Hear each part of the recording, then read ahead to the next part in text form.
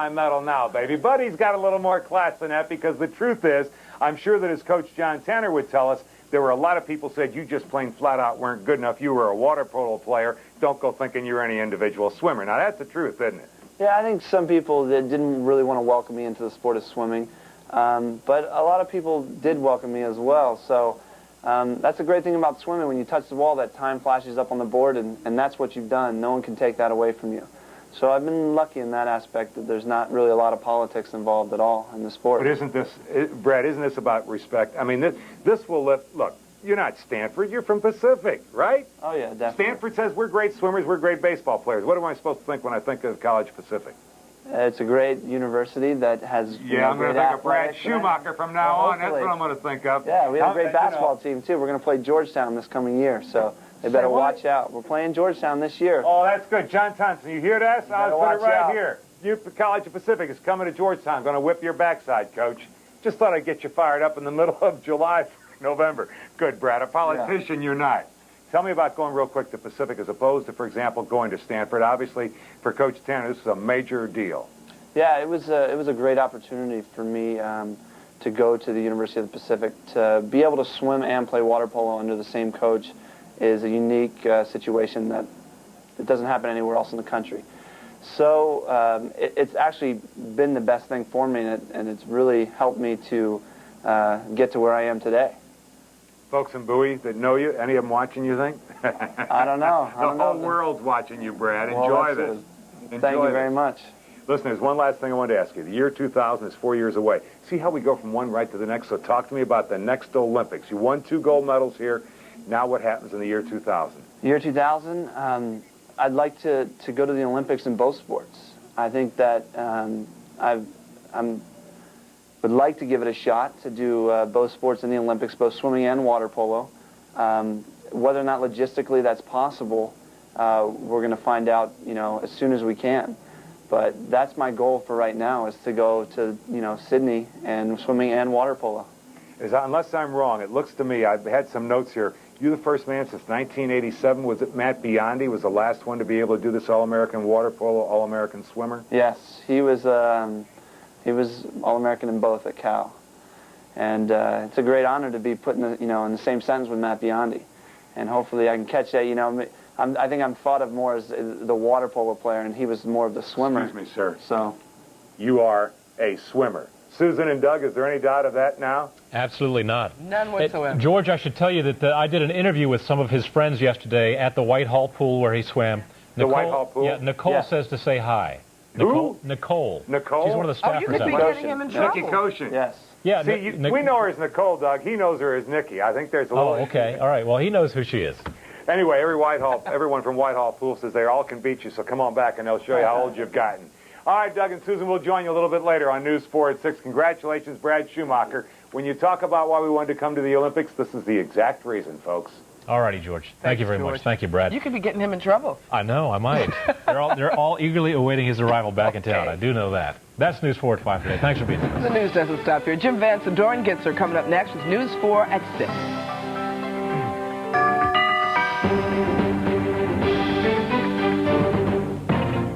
Don't spare us our feelings. Tell us what you know now. The families of victims in the TWA tragedy want more information, and they want it now. We'll have a live report on their growing frustration. One of the D.C. suburbs has pulled out a new weapon in its battle against gang violence. U.S. Olympic action here in D.C. We'll have a live report from RFK, where the U.S. soccer team plays tonight. For me to say, well, Gus Frerott's going to be the man. He's sure. And Redskins owner Jack Kent Cooke talks about the quarterback controversy. Next. You're watching Washington's most watched news. This is News 4 at 6. Olympic history is being made tonight here in Washington. Good evening, everyone. I'm Doreen Gensler. And I'm Jim Vance. There's a soccer game down at RFK Stadium tonight. The main attraction, Team USA. That game is sold out. About 52,000 people expected to show up to watch the Olympic match between the Americans and Portugal. Suzanne Malveaux is at RFK now with more on this story. Suzanne? Well, Jim, not since the World Cup have we seen the kind of soccer mania that we have seen today. Just take a look behind me. We are expecting 52,000 people this evening at RFK. This is a big game, U.S. versus Portugal. A lot of folks are enthusiastic about this game. The game has been sold out now for the last 3 days, so it is not likely that you'll get in if you don't have a ticket, but there are a lot of activities, a lot of events that are happening out here. Take a look that earlier today, vendors have been preparing all day for this record-breaking crowd, stocking up on sodas and barbecue at the outdoor pavilion. If the U.S. wins, it would be the first time in history that the U.S. goes on to the quarterfinals.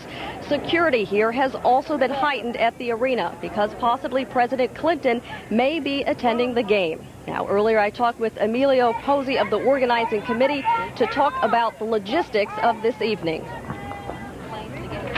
Yeah, this seems the place to be. We have more jets coming from Atlanta this way tonight. They're going the other way, which I think we should be proud of. This is an Olympic city, and this is what Olympic soccer is all about. It's going to be an exciting game. So we came here early at around 4 o'clock trying to get tickets. So especially for this future bright star and soccer star.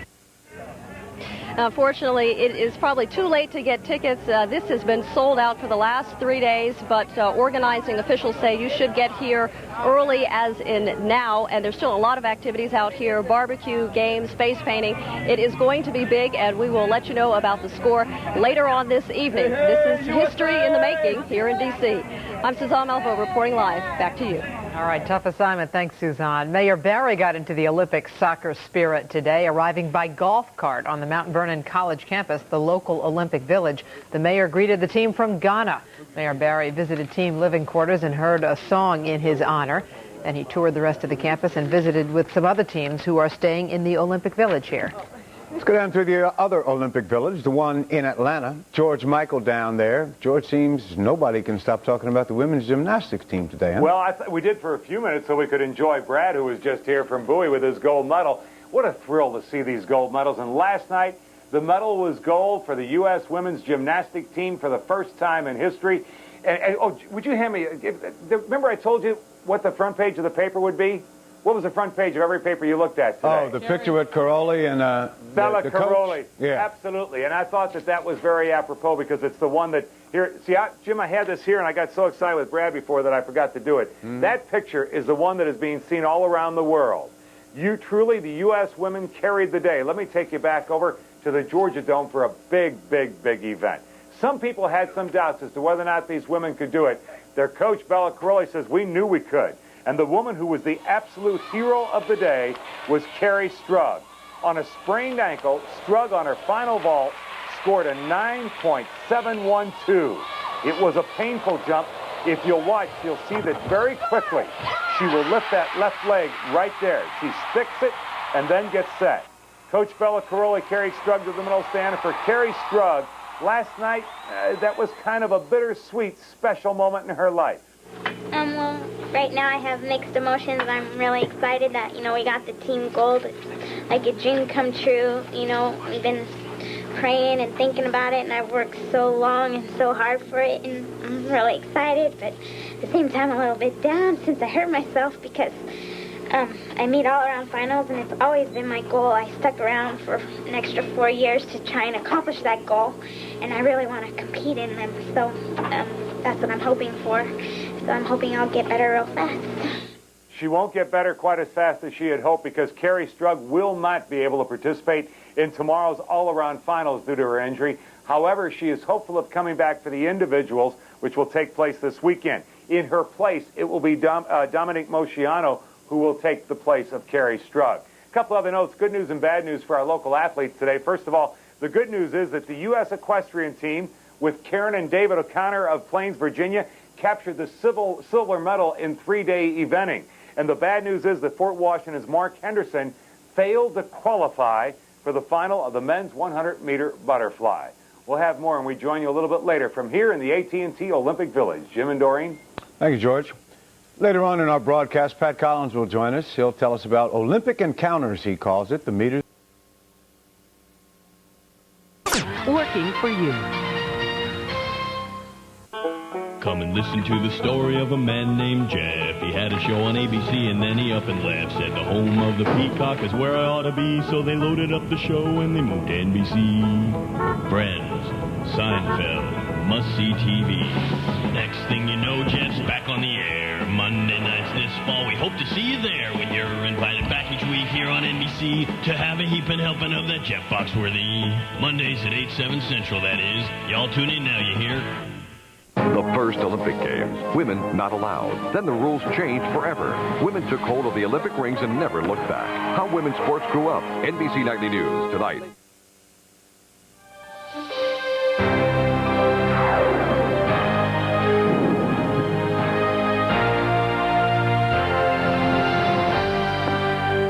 We continue now our Olympic coverage. Pat Collins, George Michael down in Atlanta. Hey, guys, I am reading a lot about people having a terrible time trying to get from one place to another, trying to find a bathroom, things like that. Is it really that bad? It depends on where you're trying to go, Jim. If you're trying to get anywhere within the Olympic Village and you're driving, you're in trouble. Yeah. If you're a vendor, you're unhappy because the streets were supposed to be closed off. It would be only pedestrians, and that would enable the vendors to make a lot of money. And unfortunately, that's not the case because with this traffic going by, cars go right by the vendors. Nobody spends their money. A lot of unhappy people, huh? Jim, how about this for a menu? You ready for what it takes? Come on. This is the shopping list. We got this from the Olympic Athletes Headquarters. See, we had Brad Schumacher on before. Yeah. He gave us some inside stats. Here's what they've ordered over there. It takes 270,000 pounds of apples. It takes 150,000 pounds of chicken. It takes 1,034 pounds of garlic. Now, 1,034 pounds of garlic, obviously. Yikes. What? For what? I don't have the statistics on how many breast mints they've ordered. But the man who would know the answer to that is standing by live out here at Centennial Park, AT&T Olympic Village, Pat Collins. Pat, how many pounds of breast mints do they need to wipe out 1,034 pounds of garlic? 4 tons, and if they don't have enough, George, you can get them for them because it was George who arranged for us to get a full-size bar of Dial soap in our hotel. They were trying to pass off these tiny little bars of soap. George went down to the front desk, demanded the real thing, so now everybody at our hotel is Dial fresh. You know what he's talking about? He's telling the truth. Listen, we don't have time for this, but now you brought it up. Vance, you'll appreciate this. I check in to have a bar of used soap. I went down and said, can I get a bar of soap? They said, we don't have any. I said, you what? The Olympics come by surprise? So I went over to the Kroger store. I bought 2 bars of Tone soap. It cost me $1.02. I went up to the front desk and I said, I want that $1.02 taken off my bill. Made him put the note, and I said, if you've got any brains, you'll put a bar of soap in every room in the hotel. Today, everybody got a bar of Dial soap. What a man! What a man! Hot dog. The soap was used? Yes, and I would have gotten you, Doreen, 2 bars. That's the worst part, George. Now, ladies and gentlemen, smelling fresh as Dial soap as we put in a commercial, here's Pat Collins. You know, I used it, and aren't you glad I did? You know, there's one thing you have to understand about the Olympics. The Olympics go on for 2 weeks, and a lot of people, including some of the athletes, they come and they go, they come and they go, and they usually come and go through the airport, which is a great people-watching spot. It was at the airport that I met the Bavarian Twin Towers, but I'm getting a little ahead of myself. During these Olympic days, Atlanta's airport has doubled its load, 170,000 passengers a day. But frequent flyers know when you land in Atlanta, that's just the first leg of the trip. Your legs take you the rest of the way. This is a big airport. This is a very big airport. It has 6 concourses, the baggage concourse, the T concourse, A, B, C, D, and E. If you land on the E concourse and you go to pick up your baggage, you got a lot of walking to do. Better bring your lunch. Or make a friend. Do you have an NBC Olympic pin? No. I'll take care of that. Excuse me, I'm playing through. They've got everybody on the welcome wagon down here. Even the school kids. Hello there, hi there, how do you do? A lot of people from Washington are still arriving to go to the games. Looking forward to these Olympics? Yes, I am. Especially gymnastics. Why is that? I love it. Love it? And relay. And a relay? Yes. I was a runner. You were? Yes. How long ago? 90 years ago. At the Olympics, the airport is one of the best people watching perches. and I'm German swim team. And what are these? Oh, well, I'm from Bavaria, and this is just our heritage outfit. Do you wear this all the time? No, just to wear today because me and my brother, we're twins. We have our birthday today. We just decided to put it on and see how, and let the people see how we dress over in Germany. Welcome to America. Yeah, thank you very much. Is this your brother? And that's my brother Bjorn. Bjorn? We're twins, yes. We're here together to show what we can do. On the swim team. You should be on the basketball team. Close your mouth. It's all right. I'll be back. I'll be back tomorrow at 4 o'clock with something really special. We call it Louie on the Loose. And then at 5 o'clock, a very special guest. They did it to me again. They won't let me tell you who it is. All I can tell you is that I'm all shook up about it. George? Only Pat Collins, ladies and gentlemen, with the Bavarian Twins. When we come back, comments from Brad Schumacher and a little preview of a capacity sold-out game tonight at RFK Stadium as we continue live from Atlanta, home of the Olympic Games at AT&T Olympic Village. Jim and Doreen. Thank you, guys. More to come. A local company has been working for more than a year to be part of the Olympics. As I.J. Hudson reports now, athletes are anxious to win part of this company's donation. It took a long time for the athletes to get this far, and the ribbons they wear went through a long process as well. 3 U.S. companies donated medals, ribbons, and stitching, all exclusive for the Olympics. Medals were designed by Reed and Barton near Boston, different medals for each event. The molds were broken after the last medals were cast and delivered. Ofray Ribbons' Hagerstown, Maryland plant spent 18 months coming up with this year's special ribbon. The company's been making ribbons for more than a century and involved with a lot of causes. One of the largest, yellow ribbons, you'll recall from Desert Storm and the Americans held in Iran. Ofray made more yellow ribbons than anything else, but the Olympic ribbon is very special, and this year, very different. It's designed after the quilt of leaves. This is actually 2 layers of fabric here, as opposed to where most ribbons are just 1 layer of fabric. This is 2, and this has what's called a jacquard design. This leaf here is done on a jacquard loom using a contrasting color thread. Ofray makes thousands of kinds of ribbons, everything from a little girl's bow to ribbons for floral designs. But none more sought after right now than a bit of special green on which to hang the gold. I.J. Hudson, News 4, Hagerstown, Maryland. We'll have more Olympic coverage later on, but when we return right now, a story that, well, a story you might find interesting. Let's put it that way. And the district's mayor has a big surprise for a Georgetown pizza joint and the people who live near it. We'll be right back. Something. Of all the athletes we've interviewed, I should not pick out one. He is just the most delightful guy, folks.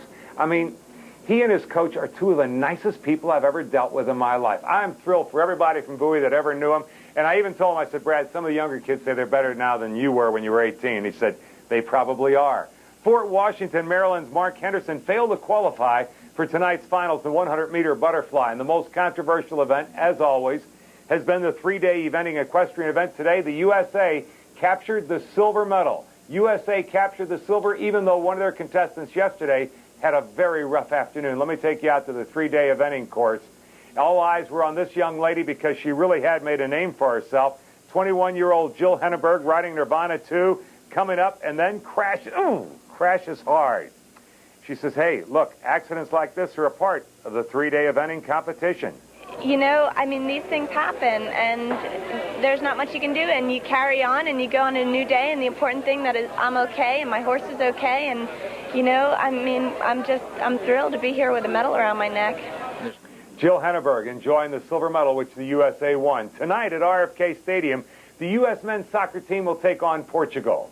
USA Soccer has never been strong. They've got to win tonight's game if they're going to get to the quarterfinals, or at least that's the way it would appear. With more on it, Darian Chapman, our man of Mr. Soccer. You could not have scored on me in goal. I just want you to know that, Darian. I could have blocked any shot you could have taken. Oh, well, you know, I don't doubt that for a minute, George. I don't doubt that for a minute. We'll have a chance to try that when you get back. And listen, man, I know you're having a good time down there in Atlanta. And even with what happened yesterday with the women's gymnastics team, I'm not so sure you can find a place as electric as RFK Stadium is right now. And really, for the U.S. men's soccer team, it's not all that far removed from what the women had to do.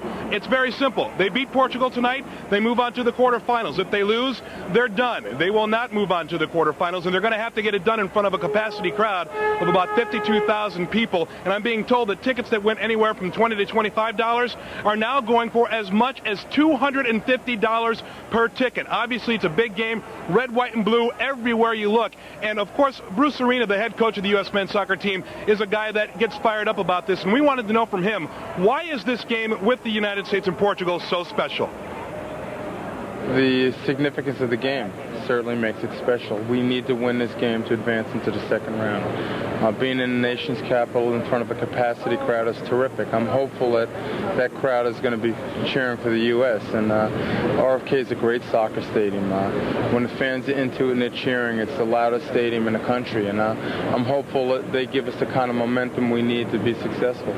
I mean, this is where I grew up. I mean, it's been a dream of mine for years to play in RFK, and you know, to have this game mean so much for our team, and possibly to have a chance, you know, to move to the second round is something that you know, dreams are made of. George, from a local angle, Clint PA from Columbia and Oakland Mills High School will start in the back for Bruce Arena tonight. A.J. Wood is expected to see action as well in what is really amounting to be a do-or-die game for the United States. And as you can see behind me, there are fans milling around here, red, white, and blue. As far as you can see, they're saying that they might well break the RFK Stadium attendance record because of this game. We haven't seen it since the World Cup, George. I think these folks are a little bit fired up for the red, white, and blue. Reporting live at RFK Stadium, I'm Darian Chapman. George, back to you in Atlanta. Earlier, Darian, Suzanne Malvol had a story on about everybody getting painted red, white, and blue. Can I assume you'll do that? Well, you know what, George? I didn't know if that was within the rules for this shot from here. But as soon as we're done, I'll go get painted. I'll have some video documentary for you. I'll go get it done. Darian Chapman reporting live from RFK Stadium, where tonight the USA takes on Portugal. And, of course, we'll bring you highlights on News Sport 11. You know, to move to the world of baseball, and yes, there are things other than the Olympics. Even Brady Anderson's return, he's not going to go for appendicitis surgery. Even his return from appendicitis wasn't good enough for the Orioles last night as they fall to the Twins. Let me take you up to Camden Yards. Start with this game, if you will, from last night's action in the bottom of the sixth, tied 1-1. Rafael Palmeiro at the plate with a tremendous shot to right field. Solo home run for Rafael Palmeiro. His 25th home run of the year. It comes off of that man, Rick Aguilera. 25 home runs. The Orioles had a slim 2-1 lead. And then at the top of the eighth, Twins trail 2-1. Paul Molitor with a base hit into right center. Brady Anderson will slide over to cut the ball off. Here comes Pat Mears around third. Pat Mears representing the tying run. The throw to the plate. Roberto Alomar's relay to Chris Hoyles is not in time. The Twins go on to edge the Orioles 3-2. This afternoon in baseball, the Yankees beat the Rangers 4-2. The Yankees, of course, now lead the Orioles by 9.5 games. Well, the Redskins are traveling to Miami. Sonny Jurgensen will be reporting live from Miami tomorrow because the Redskins will be practicing for the next 4 days against Jimmy Johnson and the Miami Dolphins. But before they left, Jack Kent Cooke, owner of the Redskins, was in Frostburg yesterday where he visited with us. And the question asked, Mr. Cooke, you've said the Redskins are going to go 10-6. Tell us, sir, how are the Redskins going to go 10-6? Nothing magical. Simply teamwork, obedience, and obeyance to the things that Norv Turner and his assistant coaching staff have taught them. Not to make too many mistakes. They're going to make mistakes because they're only human. But not to make too many costly mistakes. And that's where we'll be. Last year, there was damn near it. You realize that, except for this dumb, childish mistakes. There's no children any longer. They're going to be mature players this year. Let me ask you about your comment about enjoying the competition between two men. There's a pretty good one going on at the quarterback position. Is it enjoying for you? Is it in? I haven't got the foggiest notion of who's the better of the two, or who's the better equipped to lead this team. Nor, I believe, has Norv Turner, and he won't know until some time has passed. See, it'd be absolutely asinine for me to say, well, Gus Frerott's going to be the man, or Heath Schuler's going to be. I have no idea. And truthfully, neither has Norv. If you could compete in the Olympics, what sport would it be? What sport would you compete in the Olympic Games if you could? 100-meter sprint. I think it's the most exciting damn thing of the Olympics. Don't you? That's 10 seconds. Tell me. The fastest 10 seconds I've ever seen. What? The fastest 10 seconds or less that I've ever seen. Oh, it's the most thrilling thing on earth. Darian Chapman's first interview with Jack Kent Cook, an experience he will never forget the rest of his life. Thank you, Mr. Cook. 10-6, so they're going to mature this year. Late last night, the Bullets agreed to waive the physical requirement and accept Rod Strickland from Portland as is. Rod Strickland has refused to take the physical. The 8-year veteran averaged 18 points a game. You know he's a good point guard. There's no question he is a really good point guard. He has a questionable past. He has not always been the most cooperative, most likable, and easiest player for coaches and staff to get along with, as you well know. Let me take you out to Portland, where Rod Strickland is a man that the Bullets wanted. They wanted him with Chris Webber and Juwan Howard. Well, Rod Strickland is now a Bullet, has refused to take the physical. Joins the Bullets with a rather tough reputation. Wes, why do you want a reputation guy there? That's important. We would all love happy campers. We would all love choir boys coming in here playing. But this is pro basketball. So we understand that you're not going to have those things. All we want is professionals who go out on the court and do what they get paid to do, and that's play basketball. That's the most important thing. Okay, I'll buy that, Wes, that they play basketball and that they all live up to the kind of image that Juwan Howard created. Don't get mad at me, Wes, but that's what it takes. I hope that Rod Strickland would like to change his checkerboard past and come up with a new attitude. It would certainly be welcome. I'm George Michael reporting from Centennial Park, AT&T Olympic Village. Jim and Doreen, it's fresh soap for everybody tonight. They're happy. Thank you, George. Doreen just made what I thought was a very astute comment when she noted how gray Wes has gotten since he took over the general manager's job. That's only occurred the last 4 weeks. It has. Yeah, no. I'm worried about him. Like overnight. Hang in there, Wes. Thank you, George. That's it for now. Nightly News coming up next. We will see you again during and after the Olympics with the full report. Have a good evening.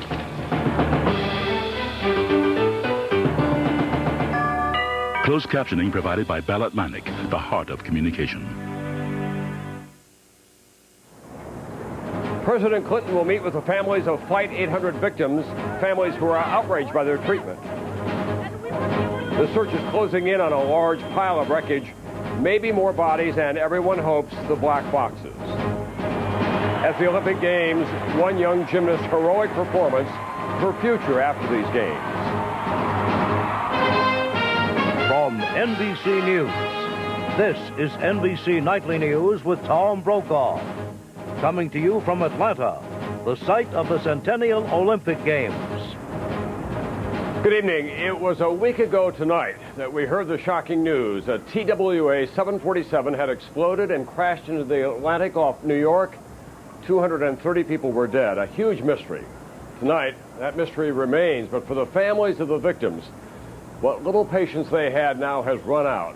They're simply in a rage. That is Nightly News for Wednesday. More Olympic action tonight on NBC starting at 7:30, 6:30 Central. I'm Tom Brokaw in Atlanta. I'll see you back here tomorrow night.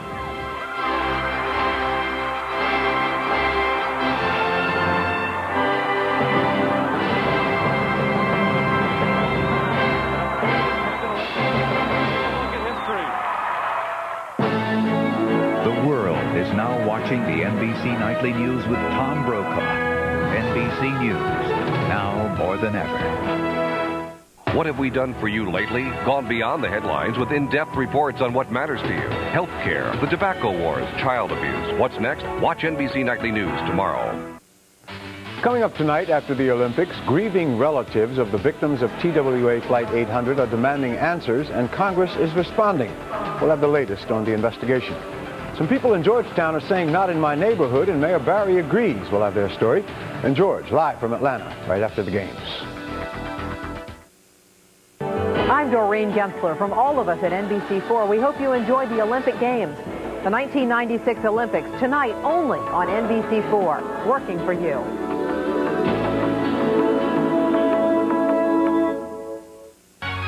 NBC4's telecast of the Olympics is sponsored locally by the following local broadcast advertisers: GE, Giant Food, and Jiffy Lube. News 4, Washington's most watched news, working for you. As you can see, some heavy showers, thunder showers, late this afternoon and this evening out through Ohio and into Indiana. Those will die down overnight, but we could be seeing some thunder showers of our own, but nothing severe by late tomorrow. And then gradually we'll be getting drier air in here. The weekend, I think, looks delightful with a lot of sunshine and temperatures only in the mid-80s. Back to you. Sounds good. Thank you, Bob. We'll have late news immediately following the games tonight. And George Michael has a live report from Atlanta. We'll see you then.